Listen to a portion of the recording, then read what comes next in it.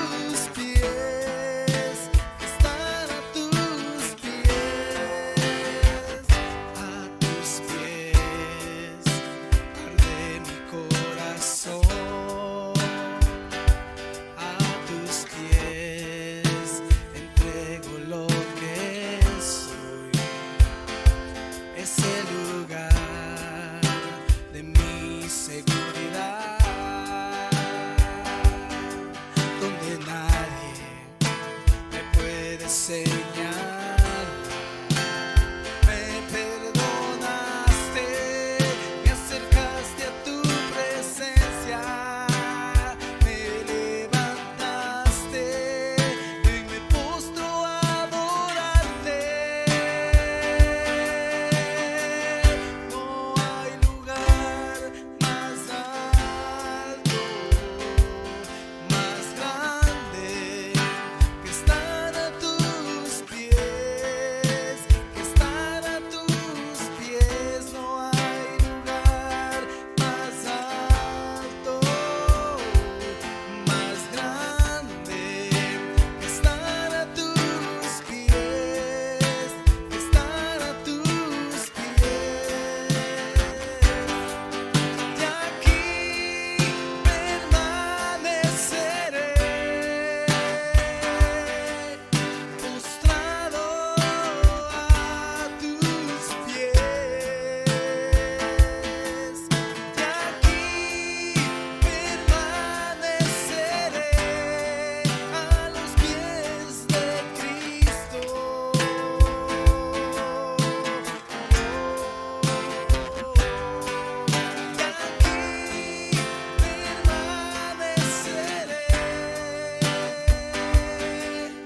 Postrado a tus pies, y aquí permaneceré a los pies de Cristo.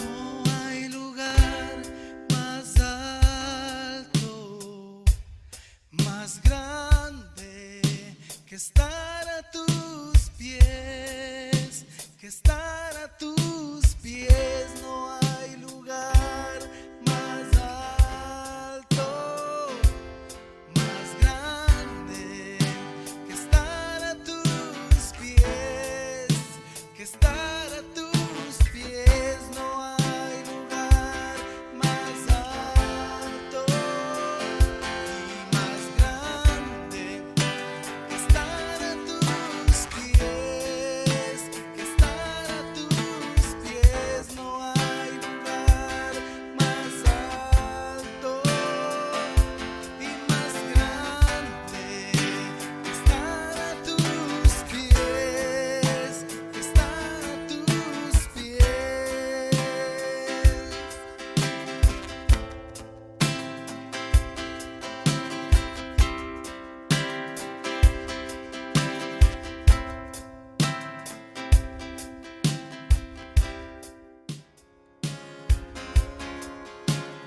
Donde el Espíritu de Dios está, hay libertad. Puedo adorar. Todas mis culpas y maldades fueron borradas en la cruz. Libre soy, perdonado soy, solo por tu amor.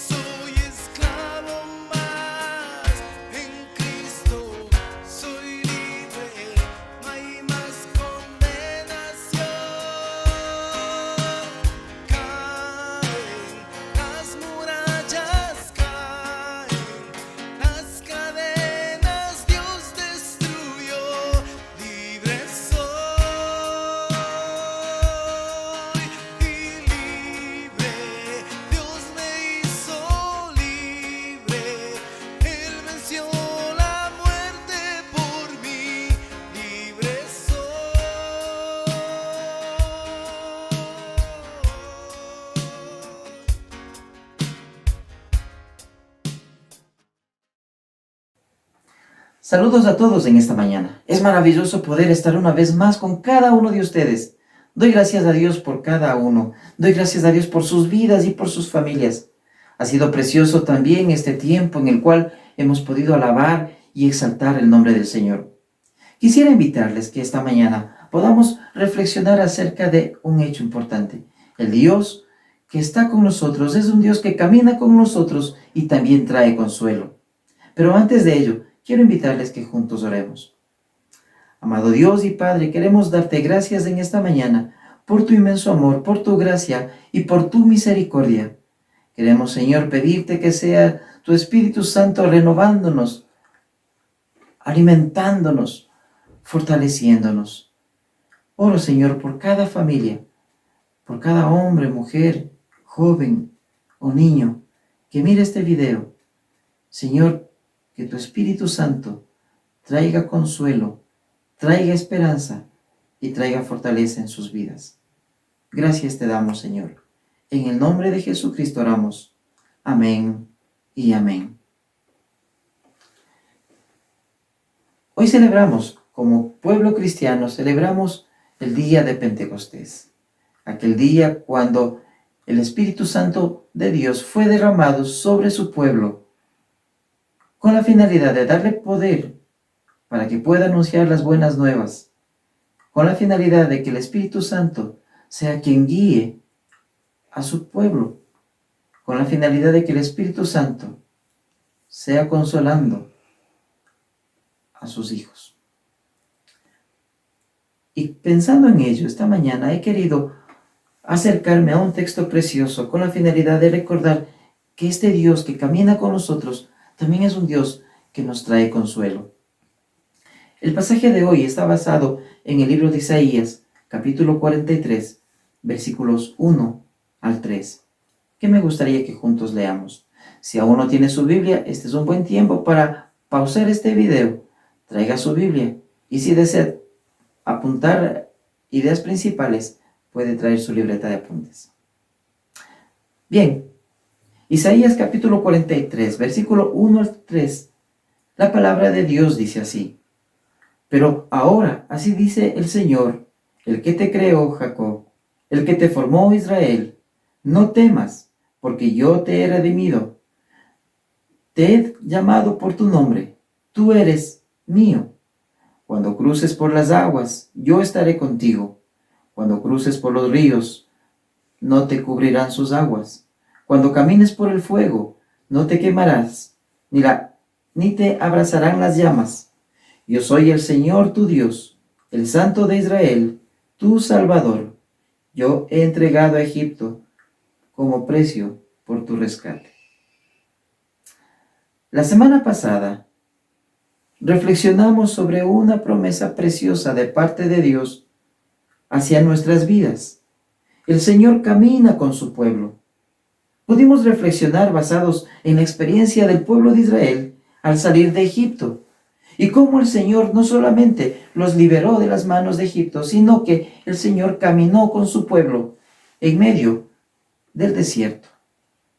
A través de la columna de fuego y a través de la nube, Dios manifestó su presencia al pueblo de Israel en aquellos momentos. De la misma manera, el Señor camina con nosotros y manifiesta su presencia en nuestras vidas a través de su Espíritu Santo. Nos guía y nos conduce a través de su palabra y nos anima y nos alienta a través de su pueblo. Pero no solamente Dios camina con nosotros, sino que también el Señor nos protege y nos consuela en los momentos difíciles. Alrededor de estos versículos que hemos leído, me gustaría que comprendamos tres elementos que constituyen el contexto de estos versículos. El primer elemento que constituye el contexto de estos versículos es poder definir, poder identificar al autor, en este caso, Isaías. ¿Quién fue Isaías? ¿Cuándo vivió Isaías? ¿Y por qué el libro de Isaías constituye uno de los libros más importantes dentro de la literatura profética? Isaías nació en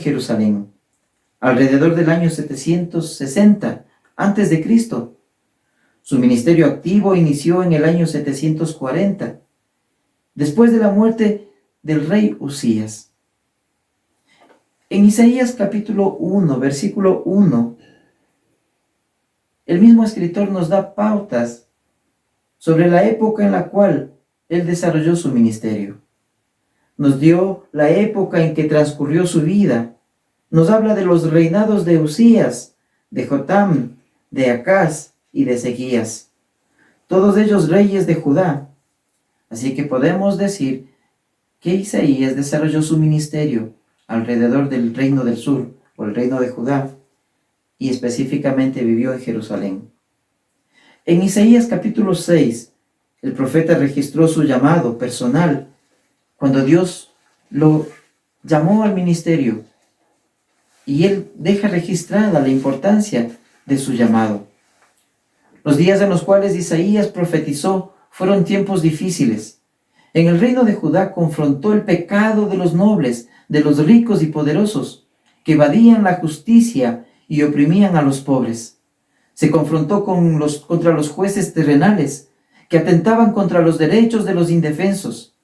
Isaías confrontó con un increíble valor, por medio de la palabra revelada de Dios, contra un sistema político corrupto y contra un sistema religioso que se encontraba en una profunda crisis espiritual debido a un ritualismo frío, mecánico, superficial. Sin embargo, tanto el sistema religioso como el pueblo en sí se había dejado llevar por el pecado, la desobediencia, la idolatría. Pese a ello, el llamamiento de Isaías fue tan grande y tan profundo que con vigor luchó y combatió a fin de que el pueblo pueda volverse a Dios. Estos elementos podemos nosotros verlo en el libro de Isaías, en el capítulo 1, y quiero animarle que pueda leerlo. Isaías, como profeta de Dios, tuvo un acercamiento con varios reyes de Judá, a quienes buscó aconsejar, guiar e instruir en el nombre del Señor. En casos como el rey Usías y Ezequías, fueron gobernantes progresistas que procuraron servir a Dios y que hicieron caso a la palabra de Dios. Fueron como tierra fértil, donde la palabra de Dios fue sembrada y produjo frutos en la vida de ellos. Y hubieron momentos en los cuales estos reyes condujeron al pueblo de Israel hacia ese reencuentro con Dios. Pero hubieron otros reyes que fueron un total fracaso espiritual, moral. En los tiempos de Isaías, hubo también una amenaza externa, como fue el reino de Asiria, que quiso invadir el reino del sur.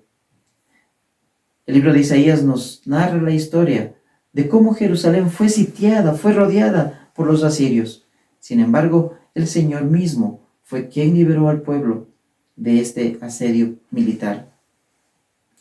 Los capítulos 36 al 39 justamente nos registran la sección histórica de este acontecimiento y cómo Isaías pudo liderar durante la crisis que se produjo cuando los asirios rodearon la ciudad de Jerusalén. Isaías, en sus años de ministerio, se dedicó a predicar, a ser consejero de reyes, siendo un hombre que mostró dignidad, personalidad, una fe clara y un amor creciente al Señor. Posiblemente, él vino de una familia noble, y aún algunos especulan que posiblemente Isaías pertenecía a la casa real. Sin embargo, él dejó todo esto por amor a Dios y por la convicción de que él fue llamado a ser profeta de Dios. El segundo elemento que me gustaría que podamos comprender dentro de este texto, de estos 3 versículos que vamos a revisar, es el llamado mismo de Isaías. El llamado mismo de Isaías, que lo tenemos en el capítulo 6, y que me gustaría que juntos podamos leerlo. Vamos a abrir Isaías capítulo 6. El año de la muerte del rey Usías, vi al Señor excelso y sublime, sentado en un trono, Las orlas de su manto llenaban el templo. Por encima de él había serafines, cada uno de los cuales tenía 6 alas. Con 2 de ellas se cubrían el rostro, con 2 se cubrían los pies, y con 2 volaban. Y se decían el uno al otro: Santo, Santo, Santo es el Señor Todopoderoso. Toda la tierra está llena de su gloria. Al sonido de sus voces se estremecían los umbrales de las puertas, y el templo se llenó de humo. Entonces grité: ¡ay de mí, que estoy perdido! Soy un hombre de labios impuros, y vivo en medio de un pueblo de labios blasfemos. Y no obstante, mis ojos han visto al Rey, el Señor Todopoderoso. En ese momento voló hacia mí uno de los serafines. Traía en la mano una brasa que con unas tenazas había tomado del altar. Con ella me tocó los labios y me dijo: mira, esto ha tocado tus labios, tu maldad ha sido borrada y tu pecado perdonado. Entonces oí la voz del Señor que decía: ¿a quién enviaré? ¿Quién irá por nosotros? Y respondí: aquí estoy, envíame a mí. El llamado de Isaías al ministerio está dentro de un marco dramático que marcó la vida y ministerio de este profeta. En Isaías 6 relata su llamado. Aconteció en los días en que murió uno de los mejores reyes que había tenido Judá, el rey Usías. Así que había un proceso de transición en el poder, en el reino de Judá, en el reino del sur. Se habían quedado sin rey. Había la incertidumbre y la inseguridad de cómo sería el siguiente rey. Pero en el llamamiento de Isaías, en este encuentro íntimo, privado y especial y espectacular de Isaías con Dios, Isaías reconoce que es Dios el Rey de su pueblo. Durante un tiempo de devoción intensa, Isaías vio a Dios sobre su trono, rodeado de esplendor, de santidad, de gloria. Frente a la grandeza y santidad de Dios, pudo descubrir también su inmundicia, la inmundicia del pueblo y la necesidad de ser restaurado. Por ello exclama y dice: ¡ay de mí, que soy un hombre de labios inmundos! El clamor de arrepentimiento de parte de Isaías trajo salud, trajo restauración, trajo perdón, trajo liberación a Isaías. Y ante el llamado de parte de Dios, de ¿a quién enviaré? ¿Quién irá por nosotros? Isaías expresó su disposición al decir: heme aquí, envíame a mí. ¿Por qué es importante el marco del contexto del llamado de Isaías ante los textos que vamos a leer? Por la idea, la imagen, el concepto que Isaías desarrolló de Dios en su vida y en su ministerio. Para Isaías, Dios es ese ser grande, sublime, majestuoso, lleno de gloria y de poder. Es el Rey de su pueblo. Es el Señor. Es el Santo, Santo, Santo. Pero ese Dios, que a pesar de su grandeza y de su santidad, es un Dios que está cerca de su pueblo. Es un Dios que está dispuesto a redimir, a limpiar el pecado de su pueblo, a liberarlo de sus maldades y a reconciliarlo consigo. Porque esa misma fue su experiencia y también puede ser la experiencia de todo el pueblo. Así que este es importante. El tercer elemento, antes de acercarnos a estos 3 versículos, el tercer elemento es el contexto mismo en el cual se desarrollan estos versículos. Desde el capítulo 40 hasta el capítulo 55 del libro de Isaías, esta sección, desde el capítulo 40 al capítulo 55, se enfoca el libro, se enfoca profeta en traer consuelo a su pueblo, que debido a su fracaso espiritual, moral, social, político, fue reprendido por Dios y fueron llevados cautivos a Babilonia. El pueblo de Israel atravesaría y pasaría un periodo aproximado de 50 a 70 años antes de que pueda volver a su lugar de origen. Así que estos versículos que hemos leído están dentro del marco de un mensaje de parte de Dios a través de Isaías para traer consuelo a un pueblo exiliado, para traer consuelo a un pueblo que caminó en medio de las dificultades, de las pruebas, de las guerras, a un pueblo que caminó en medio de la devastación y de la destrucción, a un pueblo cautivo que anhela regresar a su tierra, que anhela regresar a su normalidad. Nosotros estamos próximos a reiniciar una nueva etapa en lo que se ha denominado una nueva normalidad. Estamos atravesando esta forma de medir los tiempos y estamos cambiando de la luz roja a la luz amarilla. Estamos próximos a caminar en una nueva forma. Y todo esto trae peligros, trae temores, trae dudas, trae incertidumbres. Y por esa razón he considerado pertinente este pasaje. Porque de la misma manera como el pueblo de Israel atravesó momentos difíciles, dolorosos, tenían temor, y el Señor trajo consuelo y fortaleza, de la misma manera nosotros también hoy necesitamos que la palabra de Dios nos hable, nos traiga fortaleza, ánimo y consuelo. Ahora quiero invitarle, una vez más, que podamos revisar Isaías 43 y nos enfocaremos en los 3 versículos que hemos leído.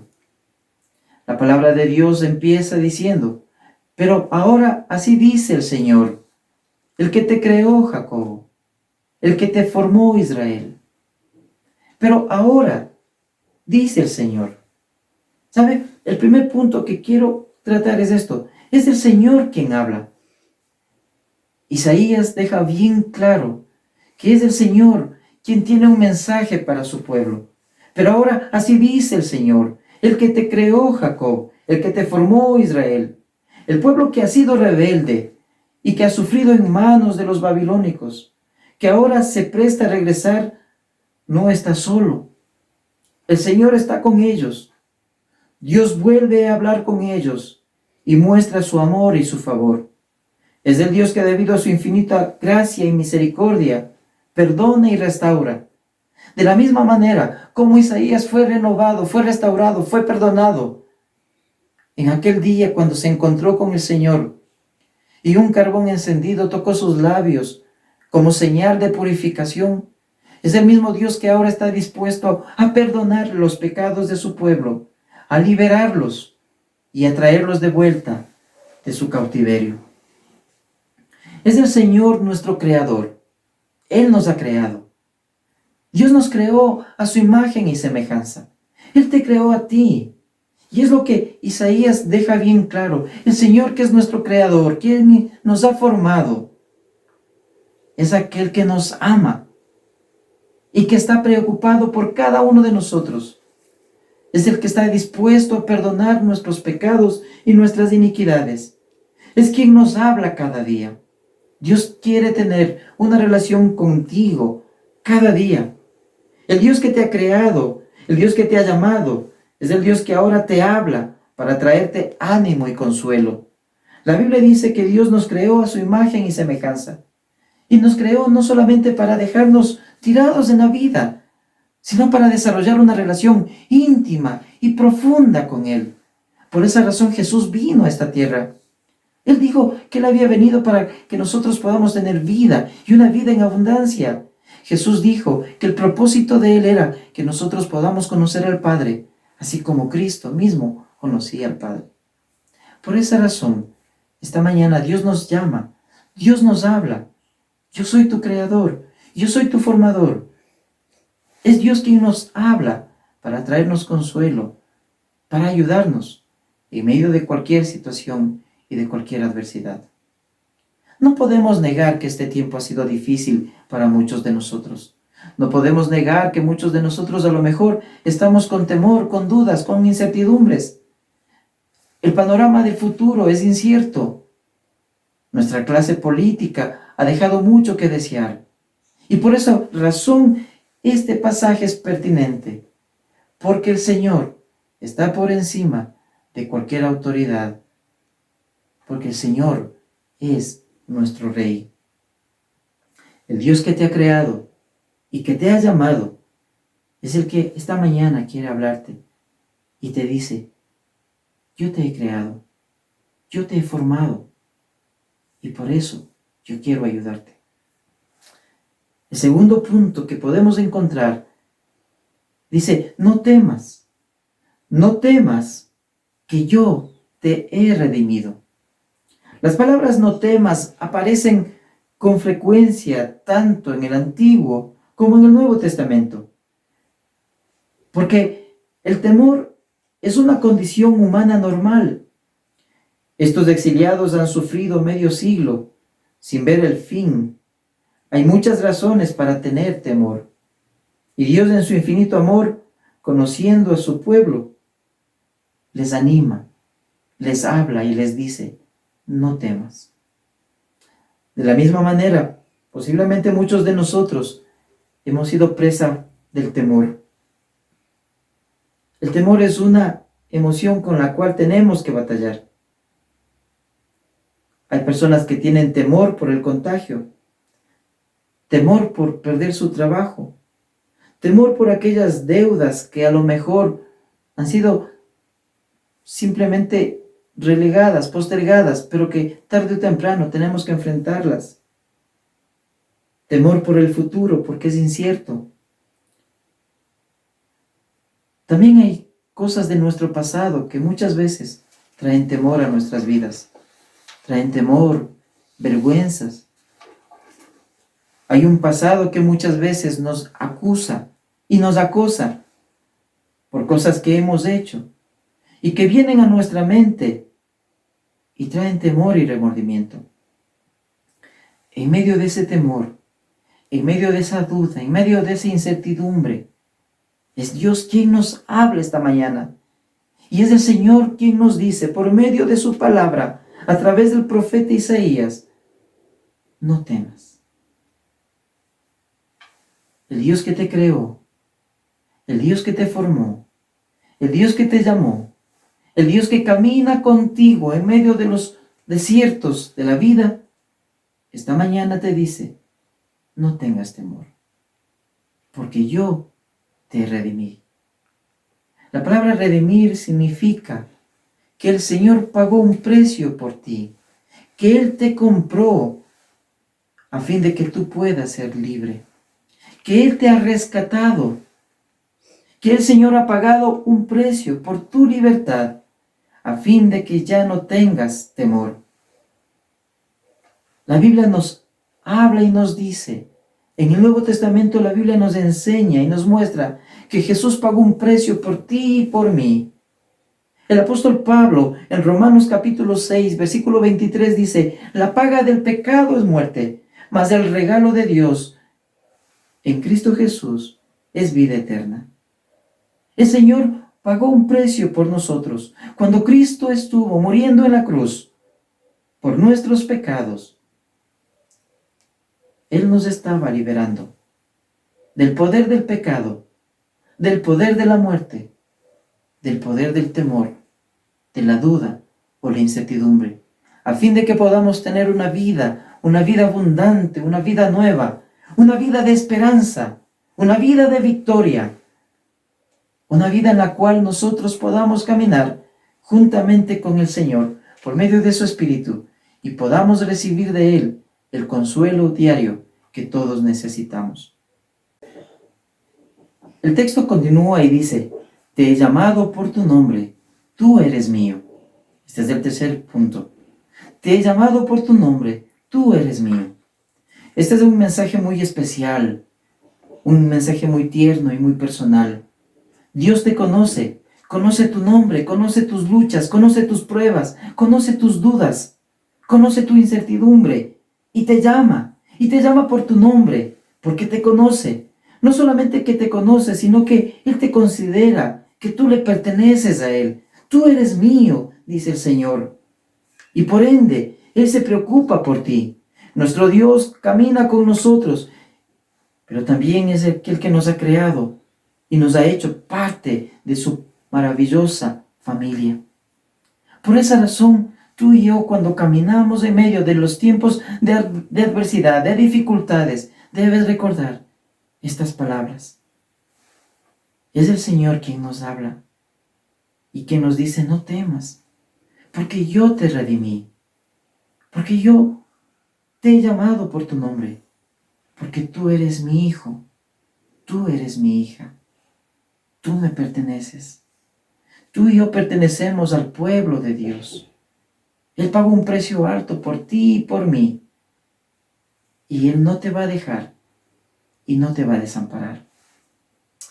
El cuarto elemento que quisiera en esta mañana, el cuarto punto que me gustaría en esta mañana reflexionar, es cómo este Dios que nos llama, que nos guarda, que nos protege y que nos consuela, nos ayuda en medio de las dificultades.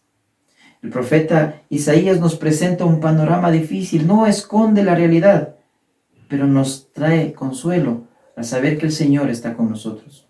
El versículo 2 dice: cuando cruces las aguas, yo estaré contigo. Cuando cruces los ríos, no te cubrirán sus aguas. Cuando pasas por las aguas, posiblemente está en la mente del profeta aquella hazaña cuando el pueblo de Israel salió de Egipto y cruzó por el Mar Rojo, y más tarde cruzaría también por el Jordán. Cómo Dios, con su mano poderosa, con su brazo fuerte, abrió las aguas y permitió que el pueblo de Israel pueda pasar en medio de las aguas. De la misma manera, en el pensamiento de Isaías está aquel Dios que liberó al pueblo de Israel de Egipto. Cómo ayudó a cruzar las aguas, cómo ayudó a cruzar el mar. Es el mismo Dios que acompaña ahora al pueblo de Israel en su peregrinaje de regreso de Babilonia a Jerusalén. Y es el mismo Dios que nos ayuda y nos acompaña en nuestro peregrinaje en el tiempo en el cual ahora estamos viviendo. Es el mismo Dios que te acompaña a ti y a mí en medio de las aguas, en medio de los ríos, en medio de las aguas de las dificultades, en medio de los ríos turbulentos que pueden querer dañar los cimientos de nuestra vida o de nuestra familia. Pero el Señor está con nosotros. Y por eso la Escritura dice: cuando cruces las aguas, yo estaré contigo. Cuando cruces los ríos, no te cubrirán sus aguas, no te ahogarás. El Dios que camina con nosotros es el Dios que nos guarda, que nos protege, que nos sostiene. Mi querido hermano y hermana, posiblemente ha habido momentos en la vida en la cual tú has considerado alejarte, distanciarte, apartarte, porque los ríos están demasiado embravecidos, porque las olas te han asustado, las olas de las tormentas, de las dificultades. Pero en esta mañana el Señor quiere recordarnos que Él está con nosotros y que no permitirá que nos ahoguemos. Cuando cruces las aguas de los problemas, de las dificultades, de las adversidades, el Señor dice: yo estaré contigo. Cuando cruces los ríos, no te cubrirán sus aguas. Recuerdo por un momento cuando Jesús caminó sobre el agua y Pedro dijo: Señor, yo también quiero caminar. Y el Señor le dijo: Pedro, ven, tú puedes hacerlo. Mientras la mirada de Pedro estaba en Jesús, Pedro empezó a caminar también sobre el agua.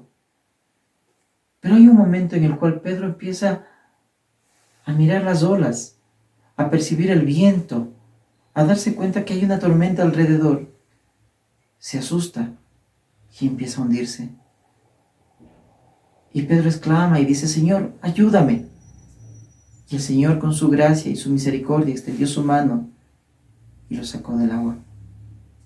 Déjame decirte, el mismo Cristo que caminó sobre el agua, que extendió su mano, que ayudó a Pedro, es el mismo Cristo que camina contigo y conmigo. Y cuando hay momentos en los cuales las tormentas de la vida, las olas de los problemas, amenazan con hundirnos, el Señor extiende su mano una y otra vez para levantarnos, para sostenernos, para no ahogarnos. Pero la Escritura también continúa y dice: cuando camines por el fuego, no te quemarás, ni te abrazarán las llamas.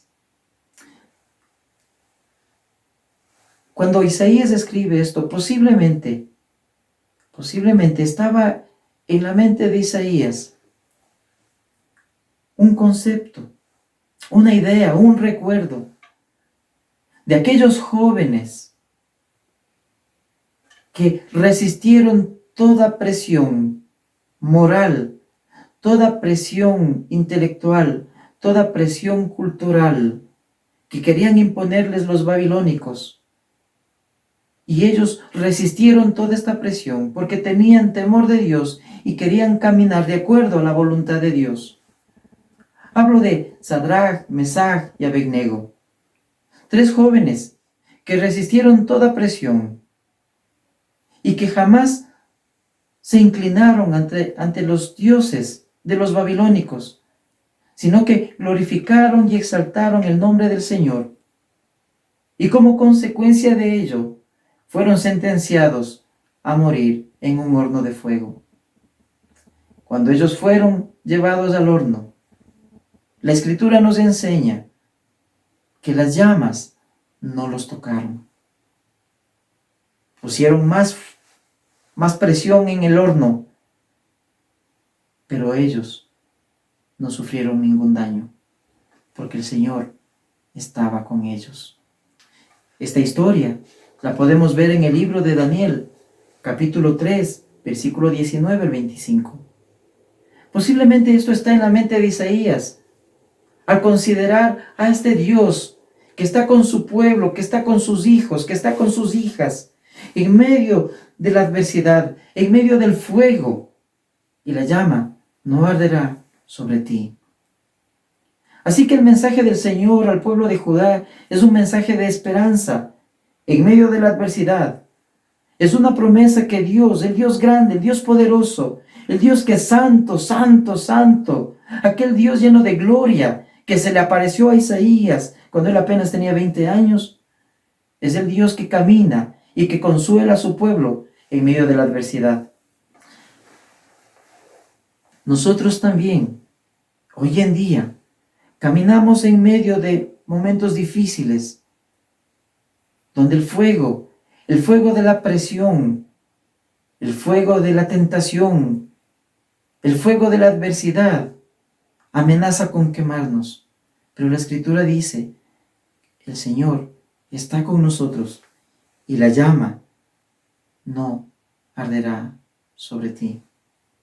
Cuando camines por el fuego de la prueba, por el fuego de la dificultad, por el fuego de la tentación, por el fuego de la adversidad, no te quemarás, ni te abrazarán las llamas, porque el Señor es tu Salvador. En medio de las pruebas y de las dificultades, todos atravesamos situaciones adversas. Todos tenemos que cruzar ríos en la vida, ríos que se interponen entre nuestras limitaciones y nuestros sueños y proyectos.